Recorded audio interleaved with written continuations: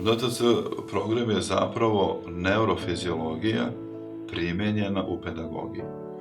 Da koristimo novo otkriće iz neurofiziologije, da vidimo kako mozak radi, koje regije mozga se aktiviraju pod određenim uslovima, kada se dete igra, kada uče na pamet, kada uče na neki drugi način i da ta otkrića koristimo odmah u praksi, a ne da čekamo 10-20 godina da novo otkriće bude u svim knjigama iz pedagogije. Ne, moramo brzo da reagujemo.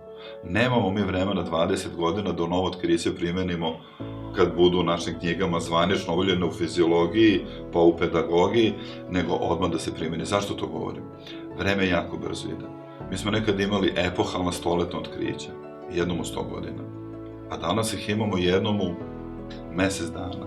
I ako gledamo tako, vreme jako brzo ide. I to je slučaj na geopolitici. Ako je država nekad nastajala i nestajala za 500 godina, to će danas biti za 50. I tu se vidi koliko je obrazovanje važno.